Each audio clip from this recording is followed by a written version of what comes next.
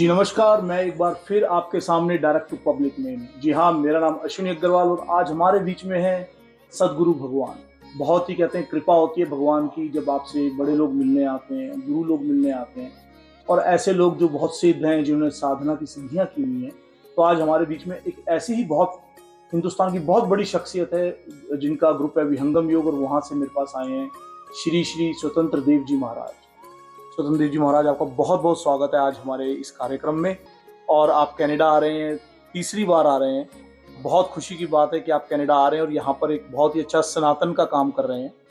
तो पहले मैं आपका बहुत बहुत स्वागत करता हूँ और मुझे बड़ी खुशी है कि आज आप हमारे साथ पॉडकास्ट पे, मेरे साथ आप पहली बार बैठे हैं पॉडकास्ट पे, तो आपका बहुत बहुत धन्यवाद। मैं गुरुजी आपसे ये जानना चाहता हूँ कि, या मेरे साथ जो लोग देख रहे हैं आज, हमें ये भी जानना चाहते हैं कि विहंगम योग क्या है। विहंगम योग आपको आए हुए 2-3 साल हो गए, कनाडा में प्रचार हो रहा है विहंगम योग के लिए। मैंने देखा आपके बड़े कार्यकर्ता काम कर रहे हैं और बड़ी शिद्दत से काम कर रहे हैं। तो विहंगम योग है क्या? विहंगम योग वह योग है जो प्राचीन है, वैदिक है, सनातन है। विहंगम योग वह योग है जिस योग के करने से हमारी जो चेतना है अर्ध से ऊर्ध्व में जाती है। विहंगम योग वह योग है जिस योग के द्वारा यह जो आत्मा है परमात्मा को प्राप्त करती है। विहंगम योग वह योग है जिस योग के द्वारा हमें ये ज्ञान होता है ये शरीर क्या है, ये मन क्या है, ये बुद्धि क्या है, ये प्राण क्या है और किसका क्या मंडल है। विहंगम योग वह योग है जिसका आधार जड़ नहीं है, चेतन है। आज योग के नाम पर हठ योग चल रहा है, राजयोग चल रहा है, मंत्र योग चल रहा है, लय योग चल रहा है, कुंडली योग चल रहा है, प्रेम योग है, लीला योग है, अनेकों तरह के योग चल रहे हैं। लेकिन विहंगम योग का जो आधार है, जो योग है, वह चेतन का योग है। जैसे हम शरीर में हैं तो शरीर में आँख भी है, नासिका भी है, जिह्वा भी है, त्वचा भी है, इंद्रियाँ भी हैं, प्राण भी है, पूरा देह संघात है। लेकिन हम क्या हैं? हम शरीरी हैं, शरीर में रहने वाले हैं, शरीर के हम मालिक हैं। हम शरीर नहीं हैं, शरीर तो जड़ है। प्राण वायु है, प्राण के द्वारा हम श्वास प्रश्वास की गति ले रहे हैं, श्वास छोड़ रहे हैं, श्वास ले रहे हैं। प्राण ही तो जीवन है। अगर प्राण नहीं रहेगा तो शरीर मृत हो जाएगा, इसकी मृत्यु हो जाएगी। लेकिन जो शरीरी है, जो देही है, जिसे हम जीव कहते हैं, जिसे हम आत्मा कहते हैं, उसका कभी नाश नहीं होता। तो जिस योग के द्वारा जीव का संबंध ब्रह्म से हो जाए, प्रभु से हो जाए, वही विहंगम योग है। क्या बात है गुरुजी। विहंगम योग के संस्थापक कौन है, या जो हम बात करते हैं सदगुरु जी महाराज की, भगवान की, उनके बारे में कुछ बताएं। विहंगम योग के संस्थापक महर्षि सदगुरु सदाफल देव जी महाराज हुए हैं, जिनका जन्म भारत देश के अंदर 1888 ईस्वी के अंदर बलिया जिले के पकड़ी ग्राम में हुआ था। जिन्होंने 17 वर्षों की कठोर साधना करके ब्रह्म विद्या विहंगम योग के द्वारा प्रभु को, परमात्मा को प्राप्त किया था। और प्राप्त ही नहीं किया था, सारे विश्व के सामने उद्घोष भी किया था कि मैं विहंगम योग की साधना के द्वारा प्रभु को, परमात्मा को प्राप्त किया हूँ और तुम्हें भी प्राप्त करा दूंगा। उनकी वाणी है, अद्भुत मार्ग योग विहंगम, मैं तुमको बतलाऊंगा। यदि विधिवत तुम साधन करी हो, अमर लोक पहुँचाऊंगा। सुरति उलट के गगन चढ़ाऊं, डोरी बकर धराऊंगा। पिंड ब्रह्मांड शून्य जो 68 का ऊपर बैठाऊंगा। महाप्रभु अनंत दयामय, उनसे तो ही मिलाऊंगा। कहें सदा फल परमानंदा, आवागमन मिटाऊंगा। तो सदगुरु सदाफल देव जी महाराज विहंगम योग के प्रणेता थे, जिन्होंने 17 वर्षों तक हिमालय की गुफा में सुन शिखर में तपस्या की थी और जिनका प्रधान ग्रंथ स्वर वेद है। स्वर वेद वह वेद है जिस वेद के द्वारा हमें ज्ञान होता है कि हम क्या हैं, हमारा स्वरूप क्या है, यह संसार क्या है, आवागमन क्या है, माया क्या है, प्रकृति क्या है, आत्मा क्या है। विहंगम योग के अंदर योग की 5 श्रेणियां हैं। कोई पहली श्रेणी में है, कोई दूसरी श्रेणी में है, कोई तीसरी में है, कोई चौथी में है और कोई 5वीं में भी है। विहंगम योग की पहली, दूसरी, तीसरी जो कोटि है, वहाँ की जो साधना है होती है शरीर के द्वारा, इंद्रियों के द्वारा, मनवाणी के द्वारा। दूसरी भूमि की जो साधना होती है उसका आधार राजयोग है। राजयोग वह योग है जिस योग के द्वारा मन का निग्रह होता है। तीसरी साधना की श्रेणी वहाँ पर है जहाँ पर हमारा ब्रह्मरंध्र है। कैसी विडंबना है, हमारे शरीर के अंदर ब्रह्मरंध्र है, यानी ब्रह्म का द्वार है, लेकिन वो द्वार बंद है। उसी द्वार से यह जो जीव है, यह जो आत्मा है, शरीर में प्रवेश किया है। प्रवेश करने के साथ ही वो द्वार बंद हो गया है। और यह सनातन सिद्धांत है, ऋषियों का सिद्धांत है कि आत्मा जिस माध्यम से, जिसके द्वारा शरीर में प्रवेश करती है, अंत काल में उसी मार्ग से जाती है, निकलती है। तब क्या होता है, तभी हमें गति मुक्ति मिलती है। तो अगर उसका हम साधन नहीं किए और अंतिम समय आ गया, निकल गए कान के रास्ते से, मुंह के रास्ते से, नाभि के रास्ते से, मलमूत्र के रास्ते से, तो हम आप कहाँ जाएंगे? वहीं जाएंगे जहाँ पर 84 लक्ष योनियाँ हैं। तो विहंगम योग के द्वारा, विहंगम योग की साधना के द्वारा यह जो जीव है उसी मार्ग से निकल जाता है जिस मार्ग से शरीर में प्रवेश करता है। तो सदगुरु सदाफल देव जी महाराज ने सारे विश्व के सामने कहा कि देखो, तुम्हारा शरीर जड़ है, तुम जड़ नहीं हो। तुम क्या हो? तुम तो आत्मा हो। और आत्मा जो है वो चेतन होती है।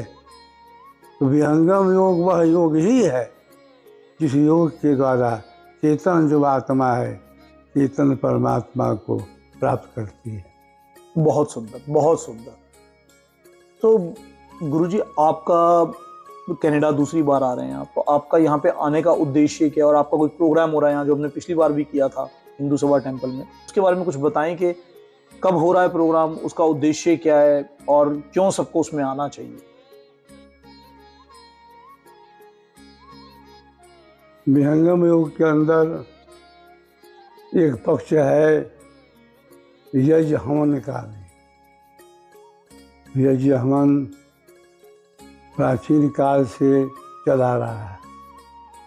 प्राचीन काल में देवों ने यज्ञ भी किया और जो असुर थे वे भी यज्ञ करते थे।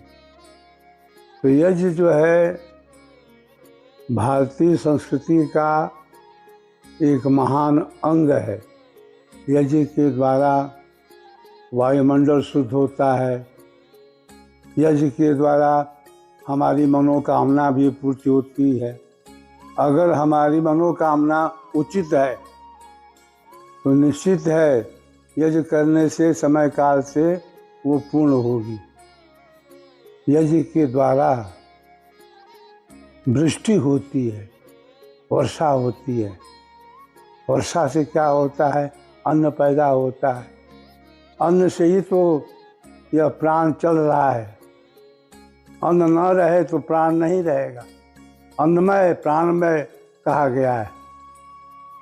तो यज्ञ के द्वारा पर्यावरण की भी शुद्धि होती है, हमारी भौतिक कामना की भी पूर्ति होती है।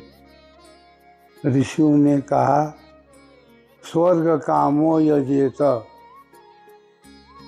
यदि तुम्हें स्वर्ग पाना है तो क्या करो? प्रतिदिन यज्ञ हवन करो।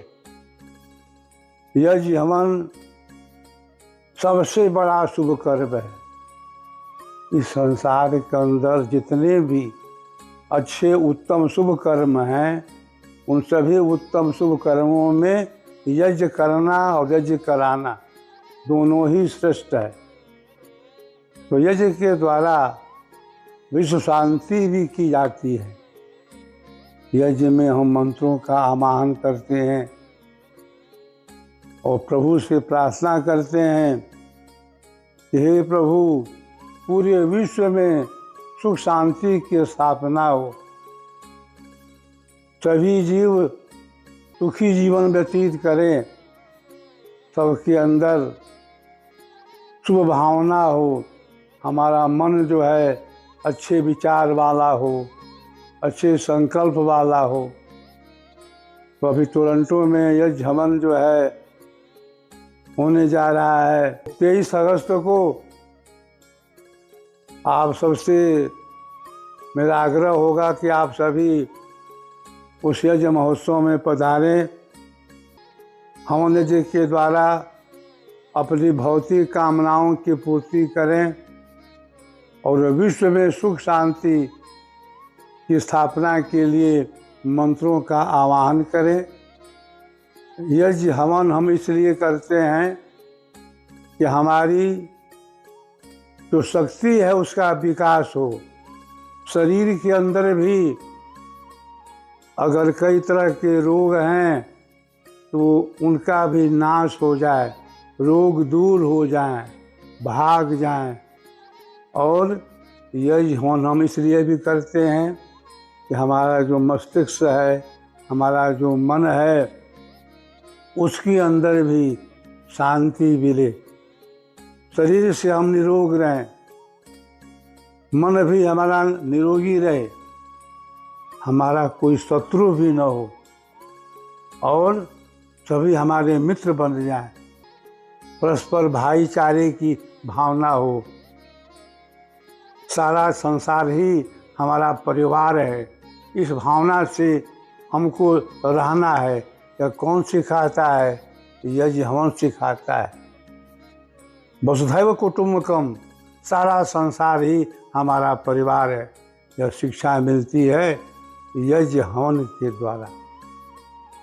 यज्ञ हवन के द्वारा मंत्रों के आवाहन के द्वारा बहुत से ऋषि महर्षि हैं जिन्हें हम देख नहीं पाते हैं, लेकिन हमको वो देखते हैं।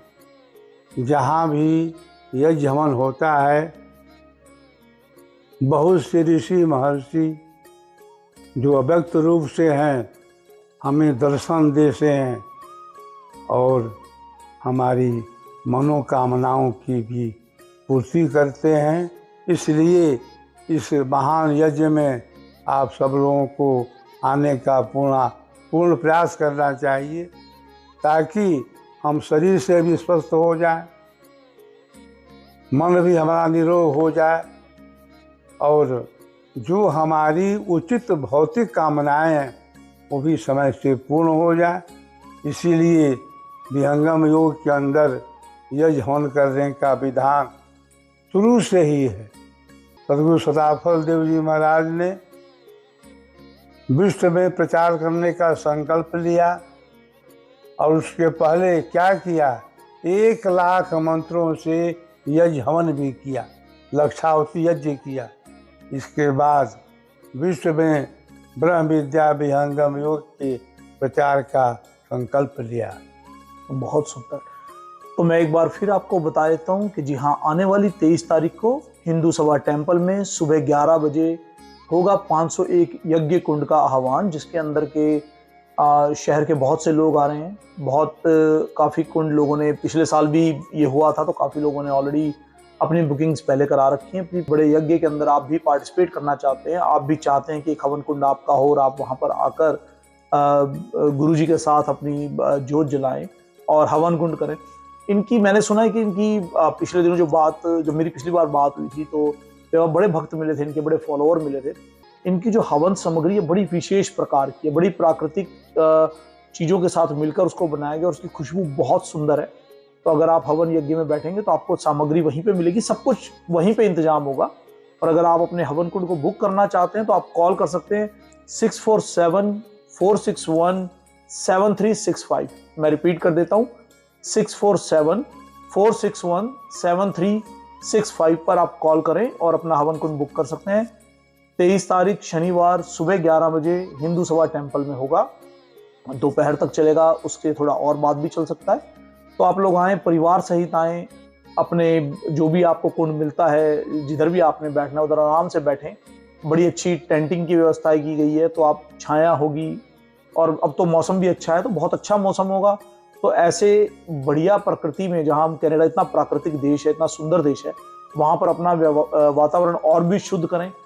हम जब उसको अंदर ग्रहण करेंगे, उस धुएं को या उस सामग्री को, तो उससे आपके कई रोग, आपके कई ऐसी बीमारियां जो इन यज्ञों से ठीक होती हैं। बिल्कुल सही कहा गुरुदेव जी महाराज ने। तो आप लोग इन यज्ञों का फायदा उठा सकते हैं। तो सुबह 11 बजे हिंदू सभा टेम्पल 23 तारीख। यदि आप वैसे भी आना चाहते हैं तो वैसे भी आ सकते हैं। गुरु महाराज, इनका परिवार और इनकी संगत सभी वहां पर मौजूद होंगे। और गुरु जी से जानते एक बहुत ही अनोखा मंदिर गुरु जी ने बनाया है, वाराणसी के पास है स्वरवेद मंदिर। स्वरवेद मंदिर 2023 में दिसंबर में हमारे माननीय नरेंद्र मोदी जी प्राइम मिनिस्टर ने उद्घाटन किया उस मंदिर का। मंदिर के अंदर आप जाते हैं तो वहां पे भगवान की मूर्तियां नहीं है, वहां पे स्वरवेद मंदिर है, यानी कि वहां पे सारे वेद लिखे हुए हैं और बहुत ही अलौकिक है। मैंने यूट्यूब पे देखा था, मेरा भी मौका नहीं मिला जाने का, तो इस बार मैंने वादा किया है गुरु जी महाराज से कि मैं आपकी बार जरूर स्वरवेद मंदिर के दर्शन करूंगा, आऊंगा वहां पर। और आप भी मौका मिले तो यूट्यूब पे देखना, नहीं तो मैं कोशिश करूंगा कि अपने इस वीडियो क्लिप में उसकी कुछ झलकियां डाल सकूं। बहुत सुंदर मनोरम दृश्य है, आप वहां जा सकते हैं। और आइए जानते हैं पहले उस मंदिर के बारे में। उस मंदिर के बारे में क्या क्या विशेष है वो अब गुरु जी से पूछते हैं। गुरु जी, बहुत सुंदर मंदिर है आपका स्वरवेद मंदिर, जो कि हिंदुस्तान के सबसे बड़े मंदिरों में से एक मंदिर है वो। और अभी हाल ही में श्री नरेंद्र मोदी जी ने उसका उद्घाटन किया था आपके साथ। तो स्वरवेद मंदिर के बारे में बताएं, आप कब से बन रहा है, लाइक कैसा है, उसके अंदर क्या है, क्या विशेषता है। कनाडा से लोग आए तो कहाँ पे ठहरने का हो सकता है, क्या उनके लिए, क्या मतलब पहले तो स्वरवेद मंदिर क्या है और वहां पर जो लोग आते हैं उनके लिए क्या देखने को है, उनके लिए क्या सीखने को है वहां पे। स्वरवेद विश्व का एक अद्वितीय मंदिर है जहाँ पर चारों वेदों के जो मंत्र हैं उनका भी उल्लेख है। साथ ही साथ कबीर के दोहे भी उसमें हैं, रामायण का भी है, गीता का भी है, और श्वेत मकराना पत्थर में सब सारे दोहे स्वर वेद के लिखे गए हैं, जिसमें स्वर वेद के अंदर स्वामी जी ने, सदगुरु सराफल देव जी महाराज ने लगभग 4000 दोहे लिखे हैं। वे सारे दोहे स्वर वेद मंदिर पर उत्कीर्ण हैं, और वे मंदिर में स्वामी जी का, सदगुरुदेव भगवान का फोटो भी है, जिससे भक्त शिष्य लोग वहाँ आते हैं, दर्शन करते हैं और वहाँ योगा भी करते हैं, योग भी करते हैं। हमारे यहाँ स्वर वेद मंदिर के अंदर केवल योग ही नहीं है, योगा भी है। शरीर से हम कैसे निरोग रहें, स्वस्थ रहें, इसके लिए हम योगा करते हैं। योगा मतलब शरीर की एक्सरसाइज। आजकल हम लोग योगा कर रहे हैं और कहते हैं कि हम योग करते हैं। वास्तव में योग कोई नहीं कर रहा है, सभी योगा कर रहे हैं। शरीर को निरोग रखने के लिए, शरीर से हम कैसे स्वस्थ रहें, इसके लिए आवश्यक है कि हम लोग प्रतिदिन आसन करें, प्रतिदिन प्राणायाम करें। इसकी भी वहाँ पर शिक्षा दीक्षा मिलती है। और साथ ही साथ स्वर वेद महामंदिर परिसर की हम परिक्रमा भी करते हैं। 7 तलों में जो है वह मंजिल बना हुआ है। इसका शुभारंभ 2004 ईस्वी में हुआ था और अभी भी मंदिर बनता जा रहा है। अंदर का काम जो भी है मंदिर का अभी चालू है, तो आप सब समय से वहाँ पधारें, स्वर वेद मंदिर का दर्शन करें। यह विश्व का एक महान आध्यात्मिक सेंटर है, मेडिटेशन केंद्र है, जहाँ पर 20,000 साधक एक साथ बैठ कर के ध्यान कर सकते हैं। तो आप सब वहाँ पर समय से पधारें और स्वर वेद मंदिर का दर्शन करें। बहुत सुंदर 7 मंजिला इमारत है, बहुत बड़ा है, जहाँ पर 20,000 यज्ञ कुंड एक साथ प्रज्वलित हो सकते हैं। 20,000 लोग इकट्ठे बैठ के साधना कर सकते हैं।